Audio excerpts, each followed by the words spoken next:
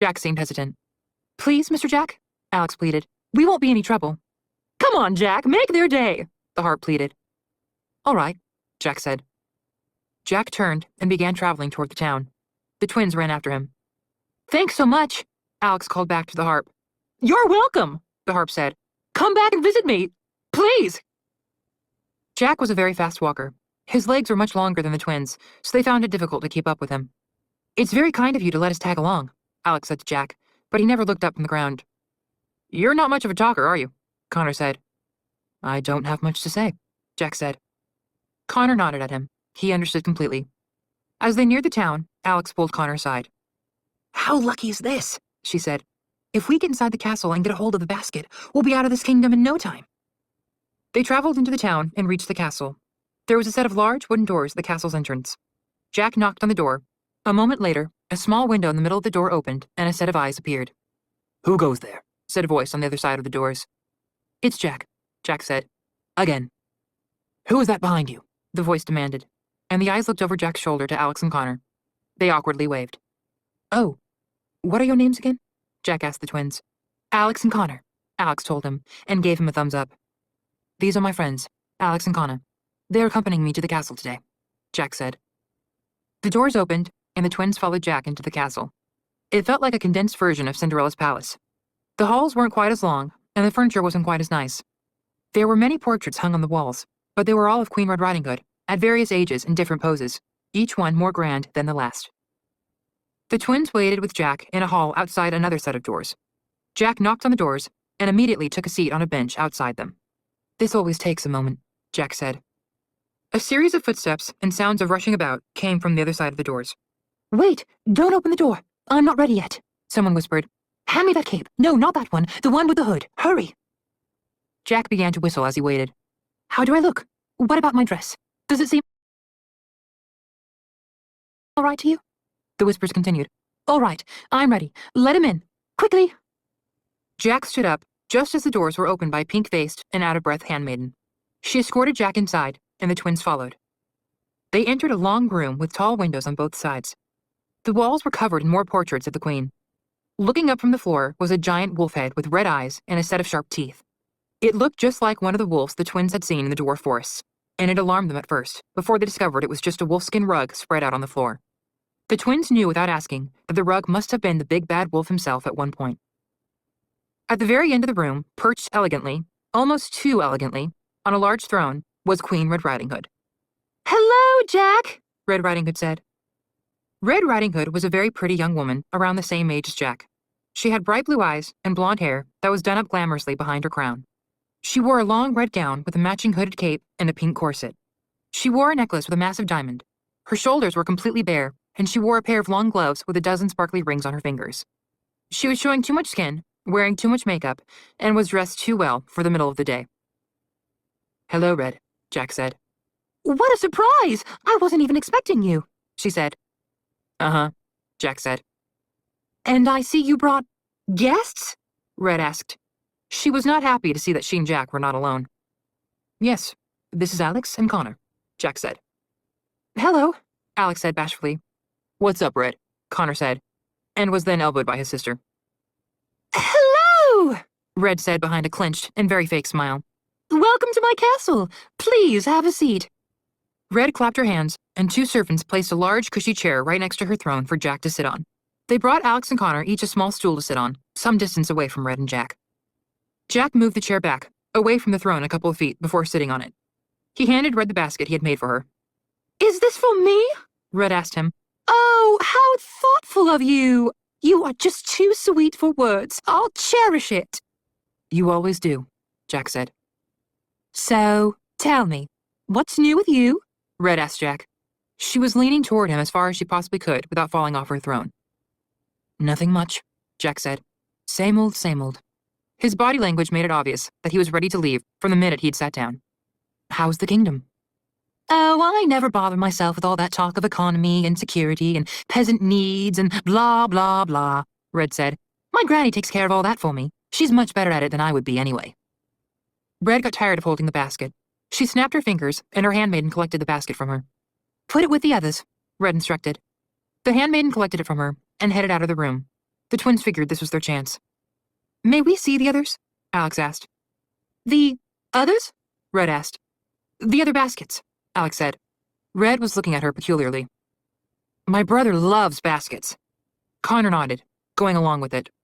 I do. They're my most favorite thing ever, Connor said. You know what they say, life is better with baskets. Red was staring at them as if they were the strangest people she had ever met in her life. If you wish, she said, and shooed them off. Alex and Connor jumped up and followed the handmaiden out of the room and down a hall. Where does Queen Red Riding Hood keep all of her baskets? Alex asked the handmaiden, and then winked at Connor. She wasn't very good at playing dumb. She has a chamber dedicated entirely to baskets, the handmaiden said. So she has a basket room? Connor asked. Yes, and if you received as many as she did a year, you would too, the handmaiden said. How many are we talking about? Connor asked. You'll see, she said. The handmaiden opened a door, and the three of them walked inside.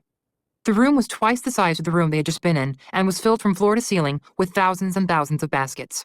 Some were on shelves, some were stacked neatly, and others were just piled around the room. The handmaiden tossed the basket from Jack in a pile on one side of the room. The Queen gets them for birthdays, holidays, and any special occasion, the handmaiden said. Some are from villagers, some from friends, others are from the monarchs of neighboring kingdoms. Alex and Connor stared around the room with their mouths opened. How would they ever find the basket they were looking for in all of this? Do you mind if we have a look around? Alex managed to say through her shock. I suppose, the handmaiden said. She looked at the twins curiously, and then left them inside the basket room. The twins could barely breathe. They both felt as if a dumbbell had suddenly been tied to their chests. I have never felt so overwhelmed in my life, Connor declared. This is like trying to do the whole summer break packet of homework the day before school starts again, but 1,000 times worse. How are we going to look through all of these? It's not that bad, Alex tried convincing him, but she didn't even convince herself. We just need to start. You take one side, and I'll take the other. Let's do this. They split and rapidly began looking through the piles and piles of baskets for the one with the bark rim. They knew they didn't have much time and grew more anxious after each second. They had no idea there could be so many shapes and sizes and designs for baskets. Like snowflakes, each one was different from the next. Alex was paranoid that she had missed it. Connor kept getting splinters and kept shouting, "Ah!" every time it happened. They had been there for almost an hour and still hadn't covered even a fourth of the room. They were making a huge mess. The room was twice as disorganized now as it had been when they had entered it. Even Alex wasn't hesitating, throwing around baskets that she had already examined. This is impossible, Connor yelled, kicking a pile of baskets. Just as he kicked the pile, the door swung open, and the handmaiden returned. Alex and Connor froze. She was appalled by the chaos they had caused. I don't know what on earth you're doing, but I think it's time for you two to leave, she said. The handmaiden escorted them back to the throne room. This time, she watched them like a hawk as they sat on their stools. Queen Red Riding Hood was literally hanging off of her throne and grabbing hold of Jack's chair as she talked to him. The twins had never seen Jack look so bored and lifeless. Neither of them had noticed the twins' return. You know, Jack, Red said, circling his forearm with her finger, the Red Riding Hood Kingdom isn't much of a kingdom without a king. Perhaps you should change the name to the Red Riding Hood Queendom, Jack said. Red laughed much harder than she should have. You're so funny! But that's not what I meant. What I'm trying to tell you, Jack, is that I've never been more ready to get married. If someone asked me for my hand in marriage today, I would say yes. Do you know anyone who might be interested in marrying me? And being king? Anyone? A white dove suddenly flew by one of the windows outside and sat on the window ledge. As soon as Jack saw it, his entire face lit up. His eyes grew wide, and he smiled. For once, he looked happy. He turned to Red. Clearly, she wasn't used to seeing him like this either. The twins could practically see her heart beating out of her chest as excitement filled her body. Was he going to propose? Was this the moment she had been waiting for so long? Red, Jack said. Yes, Jack? Red said. I have to go, Jack said, jumping up and heading out of the throne room. Red almost fell off her throne. Go, she said. Go where? Home, Jack called out, not even looking back at her. I'll see you next week. Red crossed her arms and pouted. He was the only thing preventing her from having everything. The twins felt it was best to leave with Jack, so they followed him out of the castle. It was wonderful meeting you, Alex, Connor, Jack said, and shook their hands. Likewise, Alex said. Thanks again for taking us to the castle. My pleasure. I hope to run into you someday soon, Jack said, and then headed in the direction of his home with a new bounce in his step. It was very strange. Jack was now acting like the person Alex had always thought he would be. What is that guy's deal? How does someone go from a zombie to a camp counselor in a matter of seconds? Connor said. I don't know, Alex said, looking after him as he walked away. He's a very odd man. Looks like we'll be sneaking into the castle after all, Connor said, and slumped to a seated position on the ground. At least we know what to expect tonight, and we already went through a good portion of the baskets, Alex said. We just have to wait until midnight. And in the meantime, I could really use a nap, Connor said. The twins traveled up the street and booked a room at the Shoe Inn. The room had a perfect view of Red Riding Hood's castle. It was somewhere near the shoe's tongue, because a set of laces crossed through one of their walls. The room also had a working bathtub, and they both took turns using it, since they hadn't been able to bathe in so long. That was the best bath I think I'll ever have, Connor said. They both decided to rest for a little bit, and as soon as their bodies touched the bed, they both fell into a deep sleep. They slept for a few hours and woke up shortly before midnight. What's our game plan for tonight? Connor said. It'll be the first time we'll ever be breaking and entering anywhere, so I'm extra anxious. Let's take account of everything we have now, Alex said, and dumped all the contents of their bags onto the bed. We have 2 blankets, a bag of gold coins, a dagger, a lock of Rapunzel's hair, a glass slipper, a map, a journal, and a satchel of food, Alex listed. We can use the dagger to cut a chunk of wood out of the basket, but it's going to be dark. We'll need some light. Let's take these lanterns, Connor said, and gathered lanterns that were on the bedsides. Great, Alex said. We should plan on leaving the kingdom right after, just in case we run into some trouble. We'll head to the east entrance of the kingdom, and that'll bring us close to the border of the fairy kingdom. Connor lowered his head. I was so looking forward to coming back to this bed. At a quarter to midnight, Alex and Connor gathered all their things, lit their lanterns, and left the Shoe Inn. They walked across town to the castle. It was so quiet at night. Not even farm animals were up this late. They hid behind Humpty Dumpty's wall and watched through the castle windows as guards patrolled the halls. Just a few more minutes, and they'll leave, Alex said. A few minutes later, they saw fewer and fewer guards walk past the windows. Are they gone? Connor asked. They must be, Alex said. Let's go. They ran around to the back of the castle and saw a large kitchen through a set of windows. They hopped across the moat, they knew they'd be able to, and pulled at the window. Like the journal had said, it didn't have a lock, and it opened easily. Alex crawled into the kitchen first. She was as quiet as possible. The only sound she made came from the intense beats of her heart. Connor climbed in after and knocked over a stack of pots and pans. Alex was mortified. I'm going to kill you, she mouthed at him. Sorry, he mouthed back at her. They waited for a moment to see if anyone had heard the disturbance, but no one had. The twins left the kitchen and found themselves in a hallway with, to no surprise, more portraits of Red Riding Hood. That Red Riding Hood sure loves having her portrait painted, Connor said. Maybe there's so many paintings of her because she's the first monarch the kingdom has ever had. It doesn't have the history the Charming Kingdom has, Alex said. Or she's a self-obsessed twit, Connor said. They traveled down the hall, then another one, then up a set of stairs, and down another hall. Do you know where we're going? Connor asked. I thought I was following you, Alex said. What? Since when do you follow me? Connor said. A shadow was creeping toward them from down the hall. As it got closer, they could see it was the silhouette of a guard. A guard, Alex whispered, and pointed at the shadow. They ran down the hall and entered the first room they found. The room was pitch black. Where are we now? Connor asked.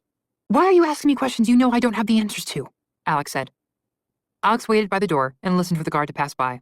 Connor moved around the room, with his hand stretched out in the darkness so he wouldn't bump into anything. Their eyes began to adjust to the darkness. Alex, I think I can see something. Connor walked right into what he thought was a doorway, and suddenly saw a pale face staring back at him. He fell to the floor with fear. He screamed as quietly as he could. Alex! There's someone standing over there in the doorway! He's so creepy and ugly! Connor said, pointing up. Alex ran to his side and squinted her eyes to see what he was talking about. That's not a doorway. That's a mirror, you idiot, Alex said. Oh, Connor said, and Alex helped him to his feet. Oh my, what big claws you have, said a voice behind Alex and Connor, causing them both to jump 5 feet into the air. They turned to see an enormous 4-poster bed with silky red sheets and lacy white curtains around it. In the bed, talking in her sleep, was Queen Red Riding Hood. We're in the Queen's bedroom? Connor whispered to Alex. Oh my, what a big nose you have, Grandma, Red said, still very much asleep. Is she having a nightmare? Connor asked. Oh my, what big sharp teeth you have! Woof! Red screamed and sat straight up in her bed, awake. Alex and Connor dropped to the floor, out of her view.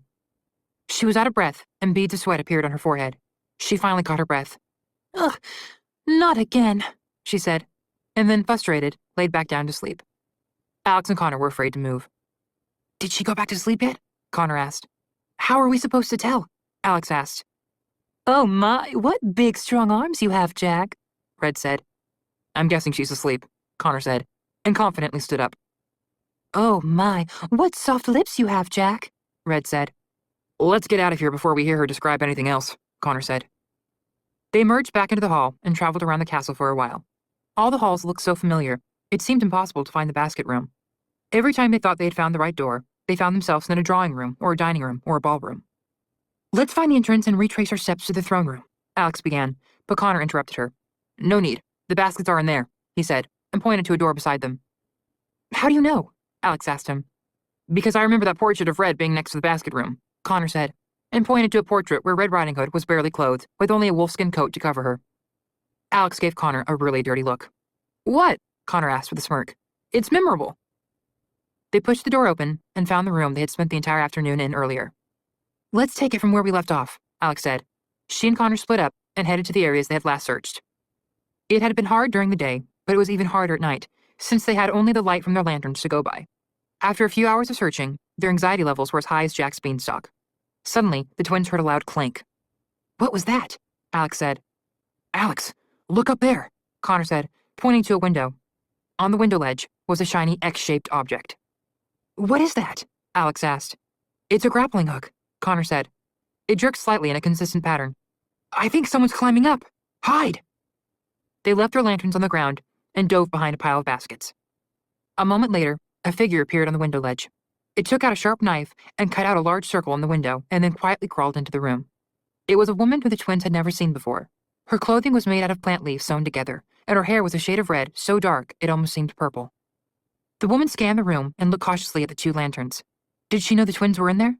Like an animal, the woman began sniffing around the room. She searched through the baskets as she sniffed, discarding some by tossing them behind her. She went around the room, using her nose as her guide, until finally, she locked in one direction. She climbed on top of a pile of baskets to reach the top of a shelf. She reached her hand to the back of the shelf and pulled out a basket. It had a rim made of tree bark. Alex and Connor looked at each other. There it is. The woman carved a big chunk of bark out of the basket and then tucked it safely into her belt. She put the basket back on the shelf and climbed down the pile of baskets and headed for the window. She was just about to climb through the window when she heard an "ah" come from the other side of the room. Connor had given himself another splinter from hiding behind the baskets. Connor, Alex mouthed. Sorry, he mouthed back. The woman walked toward where they were hiding. She squinted in their direction for a moment. Alex and Connor were both too frightened, even to breathe. They knew she knew they were there. What was she going to do to them? The woman looked to the ground at one of their lanterns, and a coy smile appeared on her face. She kicked it into a pile of baskets and disappeared through the window and back down the rope connected to the grappling hook. That was a close one, Connor said. Good thing she didn't find us, or we'd be in some— Connor, look, Alex said. The pile of baskets the woman had kicked the lantern into was on fire. Oh boy, Connor said. We've got to get out of here. Not until I get a piece of that basket, Alex said. She reached into her bag and pulled out the dagger. She ran up the pile of baskets to the top of the shelf, just as she had seen the woman do. She wasn't as tall as the woman, so she had to reach farther to get it. Alex, hurry, Connor said. The fire was growing and spreading around the room to different piles and stacks of baskets. He tried blowing the fire out, but it didn't work. These were large flames, not birthday candles. Alex had to climb up onto the shelf to reach the basket, but she finally wrapped her fingers around it. Gotcha, Alex said, pulling it out. The bark around the rim had two chunks missing. One from whoever had written the journal, and the other from whoever that woman was. Alex sank her dagger into the basket and began cutting out a piece of it. Alex, unless you want to leave this place extra crispy, I suggest you hurry, Connor yelled. Half of the room was ablaze. It was becoming unbearably hot inside the room. Dark smoke was filling the air, making it hard to breathe. I got it, Alex said, and made her way down to Connor. The flames had covered the door they'd entered from. How do we get out of here? Alex yelled. The sound of running footsteps came from the hall outside the door. Through the flames, the twins could see the faces of several alarmed guards. Fire! Fire in the castle! A guard yelled. Get the queen to safety! Get some water! Another guard pointed directly at the twins. You two, stay where you are! Not likely, Connor yelled. He picked up a particularly heavy basket and threw it out a window, causing it to shatter. He grabbed his sister's hand and pulled her toward it. They breathed in the fresh air from outside. Look, the watermill's right below us, Connor said, and started climbing out of the window and down toward it. He helped his sister out of the window, and they climbed down the watermill together. Halfway down, flames burst through all the windows in the basket room. The entire room was an inferno. The watermill began to turn from the twins' weight. and they fell straight into the moat, which wouldn't have been such a rough landing if the moat had been deeper than 3 feet. The twins clambered out of the moat and began running as fast as they could away from the castle. No guards or soldiers were chasing them. They all must have been inside the castle trying to put out the fire. Alex and Connor ran out of the town and were on their way toward the eastern gate of the Red Riding Hood Kingdom in a matter of minutes. They only looked back once and saw that almost half of the castle was now on fire. A thick trail of smoke filled the sky. Was that the 4th or 5th time we've narrowly escaped death this week? Connor asked. Who was that woman? Alex asked. And why was she looking for the basket too? Thank God she found it. Otherwise we might never have, Connor said. The most worrisome thought came to Alex's mind. Connor, you don't think someone else is collecting items for the wishing spell, do you? He had to think about it, but she could see it was just as troubling for him to consider it as it was for her. I doubt it, Connor said. Think about all the trouble the man who wrote the journal went through to learn about it. I'd be shocked if someone else knew anything about it. Alex nodded. They both knew it was very unlikely, but the possibility still lingered in their heads. A few hours later, the twins could see the eastern gate of the Red Riding Hood Kingdom wall in the distance. The guards must have extinguished the fire in the castle, because there was no more smoke filling the air. The night sky was at its darkest just before dawn. As they reached the gate, they could see something moving near it. Spooked from the events earlier, Alex and Connor dove behind a bush and watched from afar. It was a man pacing near the gate. He was tall and seemed young. There's something oddly familiar about him. Is that Jack? Alex asked. Connor took a closer look. It is. What is he doing all the way out here? Suddenly, a hooded figure came into view on the other side of the gate. Who is that? Connor asked. Jack carefully approached the gate. There was so much tension between him and whoever was on the other side of the gate that even the twins could feel it. He had been waiting for whoever it was all night. Hello, Jack, said the hooded figure. Hello, Goldie, he said. And then the twins realized who it was. Goldilocks. She was wearing the dark maroon coat they had seen her wear in the dwarf forests. How do they know each other? Alex asked. Connor shook his head. No idea. I saw your dove, Jack said. I knew you must have sent it. I did, Goldilocks said. I knew you'd recognize it. Doves are hard to train these days. The twins could tell from the way they were standing that Goldilocks and Jack had much to say to each other, but they said very little. Instead, they just stared into each other's eyes with their bodies pressed against the bars between them. I hate these bars between us, Jack said. It's either the bars of this gate or the bars of a prison cell, I'm afraid, Goldilocks said. I worry about you constantly, Jack said. I'm a big girl. I can take care of myself, Goldilocks said. I wish you'd let me come with you, Jack said. You know I'd pack my things and leave right now if you'd let me. No sense in ruining 2 lives, Goldilocks said. You'll find someone else someday. You've been saying that since you left, yet here I am, year after year, meeting you in the shadows, Jack said. She's the one he's in love with, Alex said, putting the pieces together. She's the reason Jack won't marry Red Riding Hood. She's the girl the harp was telling us about. Oh, Connor said. This is like a soap opera. Jack placed his hands over Goldilocks' hands. I swear, if I ever find the person who wrote you that letter, I'll kill them, Jack said. They're the reason for this whole mess. What is done, and it can never be undone, Goldilocks said. She and Jack were touching foreheads through the bars. One day, I'll clear your name, Jack said. I promise. And then we can be together. Clear my name, Goldilocks said, and backed away from him. I'm a fugitive, Jack. I steal. I run. I even kill when I have to. No one can clear me of that. It's who I am. It's what I've become. It didn't start off as your fault, and you know it, Jack said. Goldilocks grew silent. I love you, Jack said, and I know you love me too. You don't have to say it back. I just know. I'm a criminal, and you're a hero, Goldilocks said with teary eyes. A flame may love a snowflake, but they can never be together without each harming the other. Then let me melt, Jack said. He reached through the gate and pulled Goldilocks close to him, and they kissed. It was passionate, pure, and long overdue. Alex became misty-eyed. Connor scrunched up his face as if he'd smelled something foul. Good thing those bars are between them, Connor said. Shut up, Connor, Alex said. Goldilocks pushed herself away from Jack. I have to go, she said.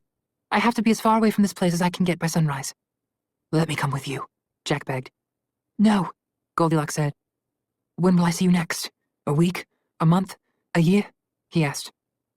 Porridge walked up behind Goldilocks. She leaped up onto the horse's back and took hold of the reins.